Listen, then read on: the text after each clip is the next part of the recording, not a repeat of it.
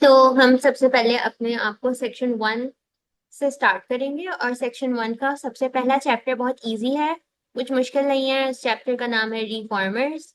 और इसको बेसिकली इसके मैं कुछ क्वेश्चंस भी आपको दिखाऊंगी। तो आप जब स्लाइड से पढ़ोगी ना, तो आप इजीली क्वेश्चंस को आंसर कर सकती हो, क्योंकि इन क्वेश्चंस के ना सर्टेन मार्क्स होते हैं। यानी रिफॉर्मर्स पे आपको हार्डली क्वेश्चन या तो 3 मार्क्स का मिलता है या 7 मार्क्स का मिलता है। ठीक है, 3 या 7 मार्क्स का। तो जितनी बातें आपको 3 मार्क्स के लिए लिखनी है वो भी रिफॉर्मर्स के लिए मिल जाएंगी, और जितनी बातें 7 के लिए लिखनी है वो भी मिल जाएंगी। तो आई थिंक स्लाइड से पढ़ोगी ना तो वो काफी होगा, that will be more than easily answer हो जाएंगे क्वेश्चंस। ठीक है। तो सबसे पहले हमारे पास जो रिफॉर्मर है वो है शाह वलीउल्लाह। अच्छा, अब बच्चे कभी कभी शाह वलीउल्लाह, हाजी शरीयतुल्लाह, सर सैयद अहमद खान सब में आपस में कंफ्यूज हो जाते हैं। तो इसको ना इसमें कंफ्यूज ना होना, या तो SWU करके याद कर लेना, क्योंकि ये जब एक साथ नाम पढ़ते हैं ना तो हम सब कंफ्यूज होने लगते हैं कि किसी का क्या काम था, क्योंकि सारे रिफॉर्मर्स के पर्टिकुलर कोई ना कोई काम थे। अब हम शाह वलीउल्लाह को हम्म। एस से याद रखेंगे, ठीक है। और इनका बेसिकली इन्होंने किया क्या है? अच्छा, रिफॉर्मर्स क्या होते हैं? रिफॉर्मर्स वो होते हैं जिन्होंने एक सोसाइटी में रह के कुछ चेंज लाने की कोशिश की हो। ठीक है। हमें पता है जी। कि टाइम था जब सब कॉन्टिनेंट में, यानी जब इंडिया पाकिस्तान नहीं बने थे और सब एक ही था, सब कॉन्टिनेंट, हिंदू मुस्लिम सब साथ रहते थे, तो उसको सब कॉन्टिनेंट कहते थे। अब वहां पर क्योंकि इतना हिंदू मुस्लिम जब साथ रहते थे, तो उनके साथ क्या प्रॉब्लम्स थी कि मुस्लिम बहुत ज्यादा इंक्लाइंड हो गए थे हिंदुइज्म की तरफ। यानी कुछ ना कुछ प्रैक्टिसेस वहां की ले ली।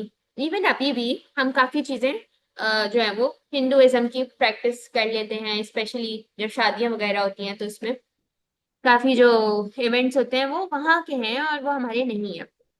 तो ये रिफॉर्मर्स ने इन्होंने क्या किया कि इन्होंने उस सब कॉन्टिनेंट में मुस्लिम्स के लिए कुछ ना कुछ वर्किंग करी कि वो वापस अपने रिलीजन इस्लाम से कनेक्ट हो जाए। ठीक है। तो ये रिफॉर्मर्स का काम था। उसमें हमारे पास इस चैप्टर में हम 4 रिफॉर्मर्स को पढ़ते हैं, 4 रिफॉर्मर्स आगे भी पढ़ेंगे, सर सैयद अहमद खान है जैसे, उनको हम बाद में पढ़ेंगे।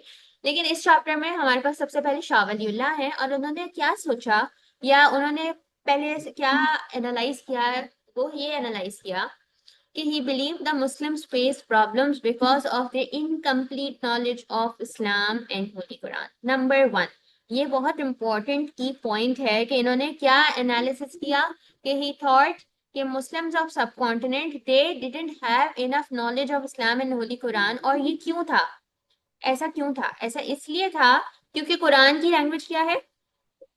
अरबिक। अरबिक। और यहाँ पर सब कॉन्टिनेंट में लोग बोलते थे पर्शियन या उर्दू या संस्कृत। ये लैंग्वेजेस थी जो सब कॉन्टिनेंट में फॉलो होती थी। तो कुरान को लोग सिर्फ क्या करते थे? रीड करते थे, they were not understanding it. Make sense? जी। तो ये इन्होंने एक प्रॉब्लम फिगर आउट की, इस पे कुछ ज्यादा कर नहीं सके, बस उन्होंने फिगर आउट किया कि जो कुरान है ना वो सिर्फ हम रीड कर रहे हैं और हमारे पास प्रॉपर नॉलेज नहीं है कुरान। तो to hmm. reverse the decline in Muslim power, he taught that there needed to be spiritual and moral regeneration based upon the principles of Islam. तो उन्होंने क्या करने की कोशिश करी? उन्होंने वहां के सब कॉन्टिनेंट के मुस्लिम्स को प्रीच करने की कोशिश करी कि वो वापस प्रिंसिपल्स ऑफ इस्लाम से क्या हो जाए? रिकनेक्ट हो जाए। जिन चीजों को मैं जी। हाईलाइट करूँ या जिन चीजों के नीचे मैं लाइन मारूंगी ना, वो बहुत इंपॉर्टेंट कीवर्ड्स हैं।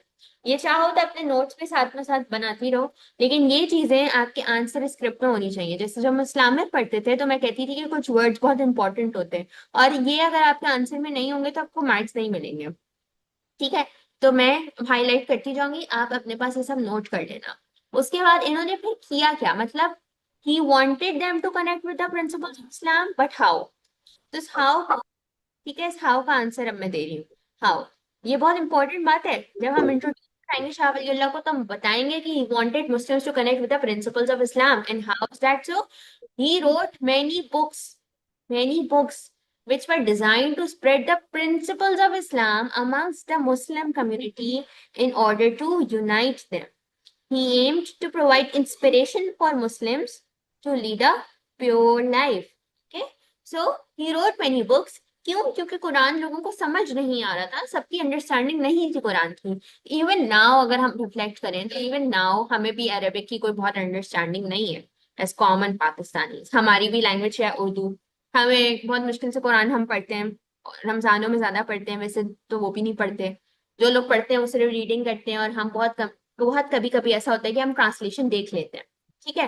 तो ये एक वन ऑफ द रीजंस है कि मुस्लिम्स क्यों जो है ना प्रोग्रेस नहीं करते, इंस्टेड रिग्रेस कर रहे हैं। ठीक है, क्योंकि आपको अल्लाह ताला ने कहा है कि अल्लाह ताला has sent you, अल्लाह ताला has given you a framework on as to how you have to lead your life। But हम क्या करते हैं, हमने उसको बहुत अच्छा सा शेल्फ में बड़ा प्यारा सा डेकोर करके हम अपने कुरान को रख देते हैं, और हम उसको पढ़ते नहीं है। तो ये वन ऑफ द रीजंस है कि हर टाइम पीरियड में मुस्लिम्स ने इतना रिग्रेस क्यों हुआ है, या मुस्लिम्स की पावर क्यों नहीं आ सकी। वो इसलिए नहीं आ सकी क्योंकि हम अपने एक्चुअल फ्रेमवर्क से दूर हैं। तो उन्होंने बहुत सारी बुक्स लिखी, इस तरीके की लिखी जो कि इस्लाम के प्रिंसिपल से लोगों को कनेक्ट कर सके, ठीक है, उनकी अपनी लैंग्वेज में। यहाँ तक बात समझ आई? जी। Hey Raja, next. He encouraged the Muslim community to concentrate on Quranic teachings and translated the Holy Quran into Persian, जो कि सबसे ज्यादा उस सब कॉन्टिनेंट में स्पोकन लैंग्वेज थी, पर्शियन। ठीक है। So this was his greatest achievement कि उन्होंने कुरान को पर्शियन में ट्रांसलेट किया। ठीक है, ये बहुत बड़ी अचीवमेंट है, इसको आपने बहुत अच्छा लिखना है। यानी जो मैंने आपको यहाँ वर्डिंग्स लिखी है ना, एग्जैक्टली वैसे ही वर्डिंग्स आप अपने पैसेज में भी लिखोगी जब इसको आप आंसर करोगी। Which was the main language of Muslim groups at that time. और उसके बाद लेटर ऑन इनके जो बेटे थे उन्होंने पर्शियन से उर्दू में ट्रांसलेट किया था। ठीक है। अच्छा, फिर उसके बाद restore the confidence of Muslims by reaffirming the traditional values of their faith and promoted harmony within the folds of Islam. He also tried to unite Muslims, different sects of Muslims. क्यों जरूरी था ये कि Muslims में ना बहुत sectarian differences है। आपको पता होगा कि हमारे यहाँ दो सेक्ट बहुत कॉमन है। कौन कौन से हैं? कुछ कुछ कभी देखा, कभी नोट किया? क्या कॉमन है? सेक्ट्स, ये मुस्लिम्स में दो सेक्ट्स बहुत ज्यादा माने जाते हैं। यानी वैसे तो बहुत सारे हैं लेकिन दो बहुत इंपॉर्टेंट हैं। वो क्या कहते हैं उसको? किया। शिया और दूसरा क्या था, सुन्नी? एग्जैक्टली, ये दो सेक्ट जो है ना, ये मुस्लिम्स में बहुत कॉमन है, और फिर सुन्नी में भी फर्दर बहुत ज्यादा क्लासिफिकेशन हैं। तो ये सेक्टेरियन डिफरेंसेस अभी से नहीं एग्जिस्ट करते, ये सब कॉन्टिनेंट के टाइम से एग्जिस्ट करते हैं। Even बहुत पहले अगर हम और पीछे जाएंगे हिस्ट्री में, तब से एग्जिस्ट करते हैं सेक्टेरियन डिफरेंसेस। तो सेक्टेरियन डिफरेंसेस से क्या होता है कि मुस्लिम्स आपस में क्या हो जाते हैं, डिसयूनाइट हो जाते हैं, डिसयूनिटी का शिकार हो जाते हैं, और वो अपने अपने एक्चुअल टीचिंग्स से डेविएट होके सारी यूजलेस फ्यूटाइल बातों में लग जाते हैं कि नहीं मैं सही हूँ, तुम सही हो, नहीं वो सही है, नहीं ये चौथा बंदा सही है। हम एक दूसरे को गलत और सही प्रूफ करने में लग जाते हैं, और एक्चुअल जो करने के काम होते हैं हम वो नहीं करते। तो सेक्टेरियन डिफरेंसेस बहुत ट्रबलसम होते हैं, और ये मुस्लिम यूनिटी को बहुत डैमेज करते हैं। ठीक है। तो आपने शाह वलीउल्लाह में आपके पास जो क्वेश्चन आएगा, लेट मी सी, अगर मेरे पास वो कंपाइलेशन हो तो मैं आपको एक चीज दिखाना चाहती हूँ। ये हाजी नहीं, ये जो शाह वलीउल्लाह है ना, इनका क्वेश्चन कभी कभी आता है 7 मार्क्स का, और कभी कभी 3 मार्क्स का भी आता है। तो जो 7 मार्क्स का, देखती हूँ अगर मुझे मिल जाए।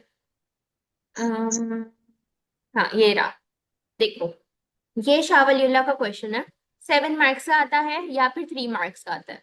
तो ये आइदर 7 का होगा या आइदर 3 का हो। ओके। जब ये 7 मार्क्स का होगा तो आप, मैंने आपको जितनी चीजें अभी पढ़ाई है ना, ये 1 2 3 4, ये 4 की 4 बातें आपने इस क्वेश्चन में आंसर करनी है। Explain why Shah Waliullah was an important figure for the Muslim community during the 18th century. इसका जो पैटर्न होगा ना 7 मार्क्स का, वो ये होगा कि पहले आप इंट्रो करवाओगी। इंट्रो किसका करवाओगी? आपको याद होगा कि मैंने अभी आपको चैप्टर स्टार्ट करने से पहले इंट्रो दिया था कि रिफॉर्मर्स क्या होते हैं, राइट? ये दिया था ना। तो जी। आप स्टार्ट करोगी, और इंट्रो आपका होगा 4 to 5 लाइन्स का। ठीक है। इसमें आप किसी को इंट्रोड्यूस नहीं कराओगे, आप सिर्फ रिफॉर्मर्स को इंट्रोड्यूस कराओगे, क्योंकि there were multiple reformers who emerge during the time period of subcontinent, and they all try to unite the Muslims for better cause, so that you know they can fight back with their enemies. इस तरीके से आपने जो है ना बातें करनी है कि all of them try to unite the Muslims, all of them work for the unity of Muslims, या all of them work for the sake of uplifting of Muslim उम्मा।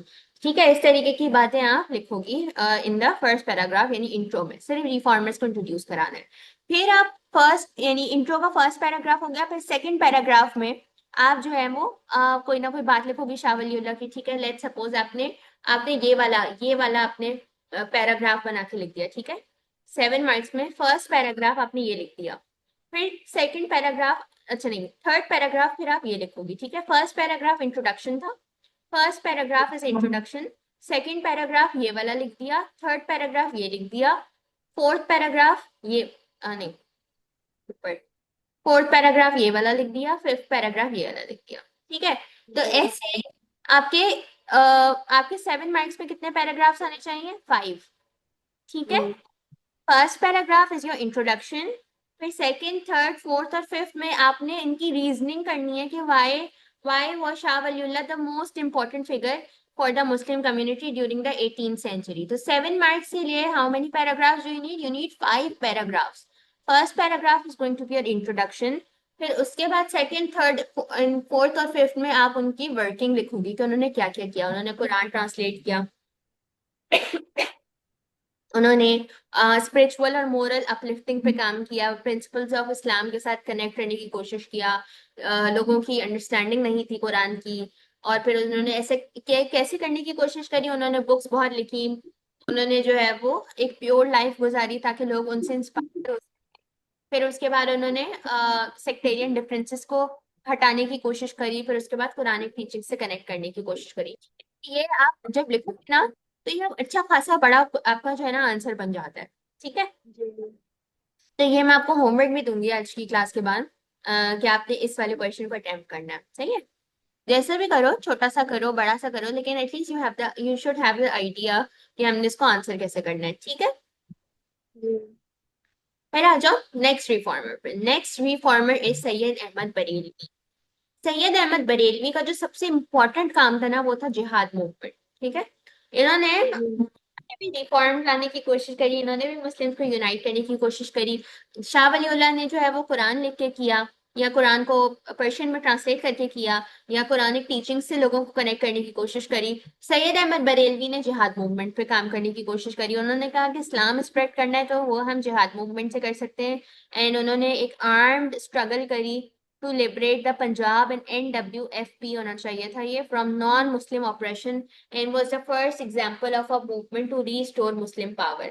यानी शाह वलीउल्लाह ने क्या किया, उन्होंने सिर्फ वर्बल कम्युनिकेशन की कि भाई आप लोग जो है वो कुरान के साथ कनेक्ट हो जाएं, आप लोग कुरान को रीड करें, तो आप लोग जो है वो एक अच्छी लाइफ गुजार सकते हैं, आप लोग यूनाइट हो जाएं, सेक्टेरियन डिफरेंसेस को रिमूव कर दें। लेकिन सैयद अहमद बरेलवी ने कहा क्योंकि मुस्लिम्स के ऊपर बहुत ऑपरेशन होती थी, ठीक है, नॉन मुस्लिम्स जो जो रूलर्स होते थे, वो सब कॉन्टिनेंट में मुस्लिम्स के ऊपर क्या करते थे, बहुत ज्यादा ऑपरेशन करते थे। ये समझ आई बात? तो जी जिहाद मूवमेंट जो होती है ना, वो इसलिए की जाती है कि अगर आपको कोई ओपनली आपका रिलीजन प्रैक्टिस नहीं करने दे रहा, और आपको मार रहे हैं लोग उसके बदले में, कि अगर आप अपना रिलीजन प्रैक्टिस करते हैं तो आपको मार दिया जाता है, तो आप उन लोगों के अगेंस्ट जिहाद करते हैं। ऐसा नहीं है कि मैं बस आराम से बैठी हुई हूँ और मेरे बराबर में नॉन मुस्लिम रहते हैं, वो भी आराम से बैठे हुए हैं, वो भी मुझे कुछ नहीं कर रहे, मैं भी उन्हें कुछ नहीं कर रही हूँ, लेकिन वन फाइन डे मुझे आया नहीं जिहाद करनी, इनको मार दो। नो, ये नहीं है जिहाद। जिहाद इज व्हेन आपके नॉन मुस्लिम लीडर्स आपको प्रैक्टिस ना करने दें आपका रिलीजन, और आप फोर्सफुल कन्वर्जन के ऊपर ले आए, तो फिर आप उनके अगेंस्ट आप एक आर्म स्ट्रगल करते हैं, आप एक जिहाद लॉन्च करते हैं ताकि आप उनको डिफीट कर सकें। ठीक है, तो उन्होंने सैयद अहमद बरेलवी ने पंजाब और NWFP जो कि आपका खैबर पख्तूनख्वा है, यहाँ पर नॉन मुस्लिम ऑपरेशन बहुत ज्यादा थी, यानी नॉन मुस्लिम मुस्लिम्स को बहुत दबाते थे, तो उन्होंने मुस्लिम्स को यूनाइट किया ताकि वो एक जिहाद लॉन्च कर सके। ठीक है, जी introduced jihad movement, as at this time the Muslim community were not allowed was not allowed in Australia, was not allowed. Freedom of worship, जो मैंने अभी आपको बात बोली, the Mujahideen fought campaigns to achieve religious and spiritual freedoms. क्योंकि वही जब आते हैं आपको कही कि जहाज वैसे ही लॉन्च कर देते कि सब सुकून से बैठे हुए हम एक दूसरे को मारना शुरू कर दें। नो, हम तब करते हैं जब हमें फ्रीडम ऑफ वर्शिप नहीं मिलती। सही है। जी। अच्छा, फिर आ जाओ इनकी बैटल ऑफ, इन्होंने एक बैटल लॉन्च की 1831 में, बैटल ऑफ बालाकोट, जिसमें ये मारे गए थे। He had hoped to liberate Kashmir and Hazara. And Hazara Balakot was thought to be safe as it was protected on three sides by mountain, but he was betrayed by local leaders who told the Sikhs away. अच्छा, Sikh community जो है ना वो सब पंजाब को rule करती थी, ठीक है, यानी जो सब कॉन्टिनेंट का पंजाब, क्योंकि एक पंजाब इंडिया में भी है और एक पंजाब पाकिस्तान में भी है। पूरा जो पंजाब का रीजन है वो उसको पहले सिख कम्युनिटी जो है वो एडमिनिस्टर करती थी। तो लोगों ने सैयद अहमद बरेलवी को मरवा दिया था, बिकॉज उन्होंने उनका बता दिया था कि किधर एग्जिस्ट कर रहे हैं या किधर ये रह रहे हैं। तो Sikhs away through the mountains to Balakot, the Sikhs led by Ranjit Singh launched a surprise attack who outnumbered Syed Ahmad forces. Obviously एक छोटी सी इन्होंने एफर्ट करने की कोशिश करी थी, जिहाद मूवमेंट करने की कोशिश की थी, ताकि पंजाब और एनडब्ल्यूएफपी के जो मुस्लिम्स थे जो बहुत सिक कंडीशंस में रह रहे थे वो थोड़ा फ्रीडम से रह सकें, अपनी वर्शिप्स कर सके। लेकिन ये अनफॉर्चुनेटली उसमें मारे गए थे। क्यों? क्योंकि सिख लीडर ने उनको उन पे सरप्राइज अटैक कर दिया था। तो his work was a uniting force for Muslim group and an inspiration.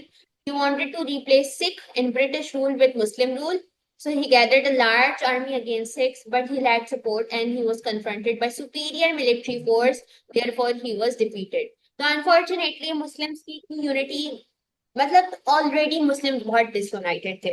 थोड़ा सा उन्होंने यूनाइट करने की कोशिश करी but that also didn't work, क्योंकि उनके सामने एक बहुत बड़ी आर्मी थी सिख की, और they were obviously they were backed by British rule.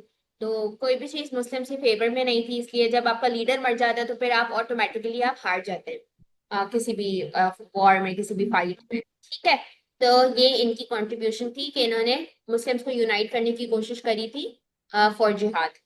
ठीक है, फिर हमारे पास आ जाते हैं थर्ड रिफॉर्मर हाजी शरीयतुल्लाह। हाजी शरीयतुल्लाह की जो मूवमेंट थी वो थी फराइजी मूवमेंट। ठीक है, अब यहाँ से कंफ्यूजन शुरू होती है बच्चों में। देखो, सैयद अहमद बरेलवी ने जिहाद मूवमेंट की, हाजी शरीयतुल्लाह ने फराइजी मूवमेंट की। उन्होंने कहा वो भी रिफॉर्मर थे, उन्होंने भी इस्लाम को स्प्रेड करना चाहा। उन्होंने कहा कि मुस्लिम जो है ना वो अपने फराइज भूल गए, यानी जो आपके फर्ज होते हैं, नमाज पढ़ना, रोजा रखना, हज करना, जक़ात देना, राइट, ये आपके फर्ज हैं, यानी आपने करने ही करने हैं। तो लोग यानी मुस्लिम जो है वो अपने फराइज से बहुत दूर जा चुके हैं, अपने फराइज को ही नहीं पूरा करते। तो उन्होंने फराइजी मूवमेंट लॉन्च करी। उन्होंने कहा कि we need to remove Hindu practices from our worship and called on Muslim groups to perform their proper observation of Islamic duties called farais. He aimed to restore the pride of the Muslim community. A huge group of followers grew called फराइजीज, यानी जिन लोगों ने इनकी movement को join करा उनको फराइजीज बोला जाता था। इनकी एक कंट्रीब्यूशन ये है कि इन्होंने फराइजी मूवमेंट को लॉन्च किया। ठीक है, फर्स्ट कंट्रीब्यूशन।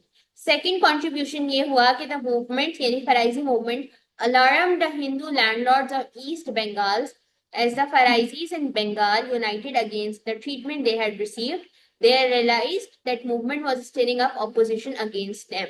तो जो ईस्ट बंगाल यानी जो करंट बांग्लादेश है वहां पे जो हिंदू लोग थे वो थोड़े एक्टिवेट हो गए। उन्होंने कहा कि ये तो हमारे अगेंस्ट हो जाएंगे मुस्लिम्स। तो उन्होंने फिर और उनको जो है वो पुश डाउन करने की कोशिश करी, किनको? मुस्लिम्स को। ठीक है, फिर लास्ट हमारे पास जो टीटू मीर है, टीटू मीर लास्ट रिफॉर्मर है। ठीक है, Syed Mir Sar was a Bengali. He reinforced traditional Muslim values and was determined to free Bengal from British rule. He organized a stand against zamindars and set up his own rule near Calcutta with a small army. He built a bamboo fort at Narkalberia in 1831 and defeated the British troops sent to destroy it. However, he was killed in a battle in 1831. 1831 में Syed Ahmad Barelvi was also killed and Titu Mir was also killed. ये चाहते थे कि बंगाल में जो बंगाली थे तो ये चाहते थे कि वहां यहाँ से ब्रिटिश रूल जो है वो चला जाए, ब्रिटिश रूल बंगाल में ना स्टेब्लिश हो। तो उन्होंने एक छोटी सी इनके साथ वॉर की थी। शुरू में वो जीत गए थे लेकिन फिर वो मारे गए थे। ठीक है, तो ये रिफॉर्मर्स हैं अब मैं आपको इसके थोड़े से क्वेश्चंस दिखाती हूँ, ठीक है। एक क्वेश्चन तो मैं आपके साथ डिस्कस कर चुकी हूँ, ये आपने अटेम्प्ट करना होगा। जी और क्या क्वेश्चन है? मैम, ये जो पॉइंट लिखा हुआ है कि Haji Shariatullah spread Islam through the Farsi movement, which removed Hindu practices from worship hmm. and called on Muslim groups. मतलब हिंदू प्रैक्टिसेस मुस्लिम्स की लाइफ से हटाए हैं उन्होंने। जी, क्योंकि हम जब आप किसी जगह पे ज्यादा रहते हैं और वो जगह मुस्लिम्स की ना हो, वहां पे नॉन मुस्लिम्स का रूल ज्यादा हो, यानी हिंदू ज्यादा थे ना, तो ऑटोमेटिकली आप अपनी वर्शिप में, यानी जो इस्लामिक वर्शिप्स हैं उसमें हिंदू की कंटेमिनेशन बहुत ज्यादा हो गई थी, यानी हिंदू वर्शिप की कंटेमिनेशन बहुत बढ़ गई। तो ये हमारे साथ मसला था। इसी वजह से, क्योंकि अचीव किया गया ना पाकिस्तान के, हम जो है वो हिंदू प्रैक्टिसेस से हम दूर हो सके। तो वो लोग ऑब्जर्व करते करते करते उन्होंने हिंदू प्रैक्टिसेस को ओन करना शुरू कर दिया था। ऐसे मैं आपको इसकी स्मॉल एग्जांपल देती हूँ कि अभी भी पाकिस्तान में किया जाता है कि कोई, जब हम कोई अच्छा तैयार हो जाता है तो उसको काला टीका लगाया जाता है। काला टीका कहाँ से आया? काला टीका एक शिर्क है कि आपने काला टीका लगा दिया, अब आपको नजर नहीं लगेगी, दैट्स अ शिर्क। क्या आपको लग रहा है कि काला टीका लगाने से, यानी ये जो ब्लैक डॉट है, ये मुझे बुरी नजर से बचाएगा? ये प्रैक्टिस हिंदूज की है, ये प्रैक्टिस हमारी नहीं है। वो शिर्क की कैटेगरी में और लोग कर रहे हैं, अभी भी करते हैं। लोगों को पता ही नहीं है कि ये शिर्क है। तो इस तरीके की हमने बहुत सारी चीजें अडेप्ट कर ली, मेहंदी, माइयों, ये कॉन्सेप्ट हमारे तो है ही नहीं। हमारा तो एक कॉन्सेप्ट है कि एक निकाह होता है और एक वलीमा होता है, लेकिन हमने कितने एडिशनल हमारे पास फेस्टिव्स हैं कि नहीं, हमने ये भी करना है, ये भी करना है, ये भी करना है। तो ये सब हमारी प्रैक्टिसेस नहीं है। तो इसी तरीके से एक और जो कॉन्सेप्ट है, जहेज। जहेज हमारा इस्लामिक कॉन्सेप्ट नहीं है, जहेज हिंदू कॉन्सेप्ट है। हम फिर भी उसको ओन करते हैं, हम फिर भी उसको फॉलो करते हैं। तो ये बेसिक बेसिक, जैसे मैंने आपको एग्जाम्पल्स दी, जो हमारे इर्द गिर्द बहुत कॉमन है, ये हमारी है ही नहीं, ये वहां से आई नहीं, और हम इसको अभी तक प्रैक्टिस कर रहे हैं। तो हम इतने ज्यादा उसमें इंग्रेव्ड हैं कि हम उन प्रैक्टिसेस को जाने नहीं देते। ठीक है, तो ये है एक्चुअल मसला। अच्छा। एंड हम्म। और ये भी लिखा हुआ है कि the movement alarmed the Hindu landlords for of East Bengal. तो ये समझा देंगे आप फिर से? हम्म, ये फराइजी मूवमेंट जो है ना, वो ईस्ट बंगाल यानी जो बांग्लादेश है, वहां पे जो हिंदू लोग थे वो बहुत ज्यादा अलार्म हो गए थे कि कोई मूव, उनको लगा कि कोई मूवमेंट बन रही है जिसमें हिंदूज को टॉर्चर किया जाएगा। यानी मुस्लिम्स अगर यूनाइट हो गए तो वो क्या करेंगे, वो हिंदूज को टॉर्चर करेंगे। जबकि मूवमेंट का ऐसा बिल्कुल भी मकसद नहीं था। मूवमेंट का मकसद था कि सिर्फ मुस्लिम्स अपनी टीचिंग से वापस कनेक्ट हो जाए, यानी अपने फराइज से कनेक्ट हो जाए। वो ये मूवमेंट का एजेंडा था।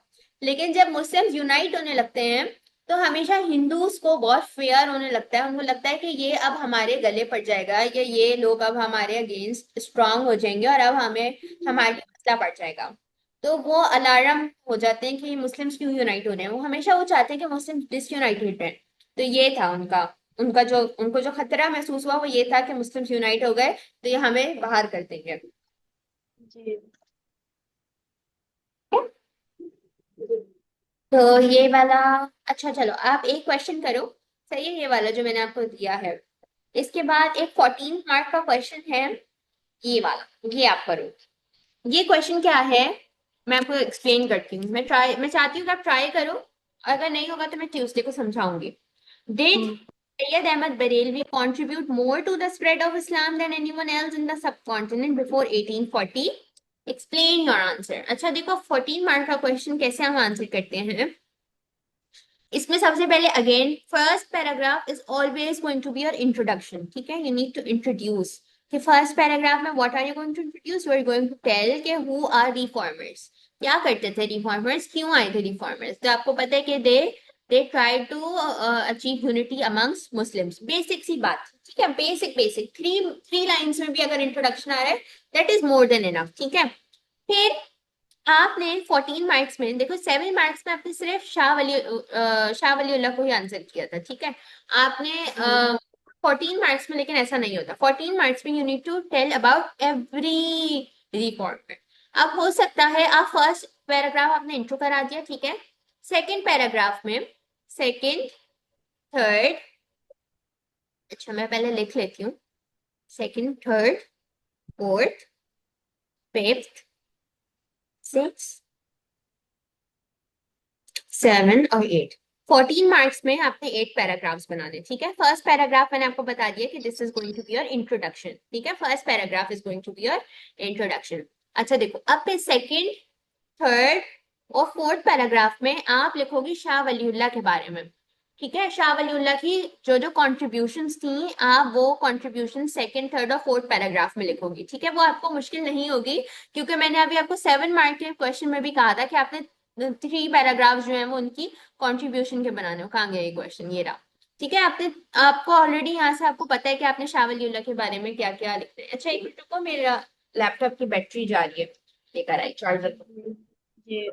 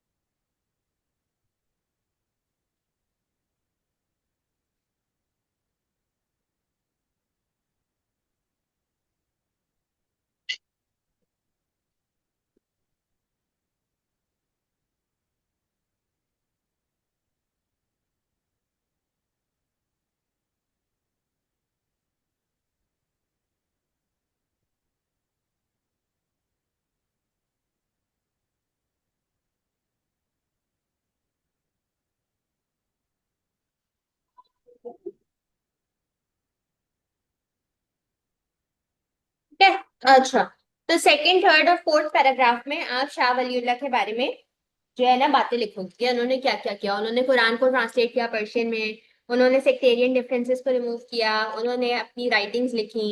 तो 1 पैराग्राफ फॉर ईच वर्किंग, सही है। इसलिए आपने फोर्थ पैराग्राफ तक शाह वलीउल्लाह को एक्सप्लेन किया। फिर आप आ जाओगी फिफ्थ और जी। पैराग्राफ। फिफ्थ और सिक्स पैराग्राफ में आप लिखोगी कॉन्ट्रीब्यूशन ऑफ सैयद अहमद बरेलवी, जो कि बहुत ज्यादा नहीं है। यानी आप फिफ्थ पैराग्राफ में उनकी जिहाद मूवमेंट बता सकती हो कि उन्होंने मुस्लिम्स को यूनाइट किया फॉर जिहाद मूवमेंट, ठीक है। और फिर सिक्स पैराग्राफ में आप उनकी बैटल ऑफ बालाकोट लिख दो कि वो बैटल ऑफ बालाकोट में ही वॉज किल्ड बिकॉज सिक्स जो है ना, सिक्स में Ranjit Singh attacked on him, ठीक है। बैटल ऑफ बालाकोट और जिहाद मूवमेंट उनकी दो कॉन्ट्रीब्यूशन हो गई, दैट्स इट। इसके अलावा और कुछ नहीं है। फिर आप 7 पैराग्राफ में हाजी शरीयतुल्लाह की फराइजी मूवमेंट लिखोगी, हाजी शरीयतुल्लाह की फराइजी मूवमेंट, ठीक है। क्योंकि उनकी सिर्फ एक ही कॉन्ट्रीब्यूशन है कि उन्होंने फराइजी मूवमेंट लॉन्च करी, दैट्स इट। तो आप 1 पैराग्राफ में बस फराइजी मूवमेंट ही मेंशन करोगी, ठीक है। सही है, समझ आ गया। जी। फर्स्ट पैराग्राफ में introduction, second, third, fourth paragraph में शाह वलीउल्लाह के काम, फिफ्थ, सिक्स में सैयद अहमद बरेलवी की जिहाद मूवमेंट, सेवेंथ में हाजी शरीयतुल्लाह की फराइजी मूवमेंट, और एट पैराग्राफ में आप लिखोगी कि आप किससे एग्री करती हो, यानी किसने आपके, इन योर ओपिनियन। आप इस तरीके से लिखोगी, इन माई ओपिनियन आई थिंक। अगर मैं इसको आंसर करूंगी तो मैं इसमें ये लिखती कि इन माई ओपिनियन आई थिंक हाजी शरीयतुल्लाह, नहीं नहीं, शाह वलीउल्लाह, मैं शाह वलीउल्लाह को लिखूंगी, हाजी शरीयतुल्लाह को नहीं लिखूंगी। In my opinion I think Shah Waliullah contributed more to the spread of Islam than anyone else।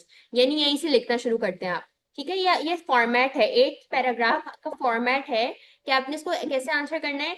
In my opinion I think Shah Waliullah contributed, यहाँ से पिक करना है आपने, contributed more to the spread of Islam than anyone else in the subcontinent before 1840। यानी question से ही आपने आधी line pick करनी है, ठीक है। This is your format. इस फॉर्मेट को आपने डिस्टर्ब नहीं करना, इसके अलावा कोई और बात नहीं लिखनी है। कि I think, in my opinion I think Shah Waliullah contributed more to the spread of Islam than anyone else in the subcontinent before 1840 because, अब आप अपना यहाँ रीजन दोगी कि why do you think so। पहले तो आपने उनकी सबकी वर्किंग बता दी कि सबने क्या क्या किया, and there was no shred of your opinion in any of the paragraphs। सिर्फ लास्ट पैराग्राफ, 8 पैराग्राफ में आप अपनी अंडरस्टैंडिंग लिखोगी कि why do you think कि उनकी कंट्रीब्यूशन सबसे ज्यादा थी। तो मैं इसमें लिखना चाहूंगी कि Shah Waliullah translated Quran into Persian and hence the understanding of Muslims increased as they read Quran and this led to the unity of Muslims. Make sense? हम्म, और यहाँ पर फुल स्टॉप डॉट आपका 14 मार्क का question खत्म। हम्म, सही है। जी। मैं recording भी तो अपलोड, लेकिन अगर अभी बताओ अभी समझ नहीं आया तो दोबारा पूछ लो। समझ तो आ गया, बस ये है कि बस ये क्वेश्चन करना है या और भी कोई क्वेश्चन है जो मैं एक कर 14 ली? मार्क ये वाला, ठीक है, और एक 7 जी। मार्क का क्वेश्चन। और यही क्वेश्चन रिपीट होके यही क्वेश्चन आपके पास अगर पेपर में आया तो यही क्वेश्चन आएंगे, इसके अलावा नहीं आएंगे, क्योंकि ये जी जी। रिफॉर्मर्स के ये वो क्वेश्चन है। हो सकता है हाँ इस तरीके से चेंज कर देंगे कि सैयद अहमद बरेलवी की जगह आप किसी और रिफॉर्मर का नाम लिख देंगे और क्वेश्चन सेम होगा, लेकिन आपको तरीका आना चाहिए कि आपने आंसर हम्म। कैसे करना है। सही है, क्वेश्चन सेम जी होगा, नो जी डिफरेंस। इसी तरीके से आंसर करना है। और जी। ये वाला 14 मार्क का क्वेश्चन जो है ना वो 2 पेजेस पर जाता है, 2 या 2.5 पेजेस पर, ठीक है। 2.5 पेजेस से अगर कम है तो इसका मतलब है कि आपने इंफॉर्मेशन इनकम्प्लीट लिखी है। सही है, तो ये आप ओके। ख्याल रखें। अच्छा 14 मार्क्स में कभी भी 14 मार्क्स नहीं मिल पाते।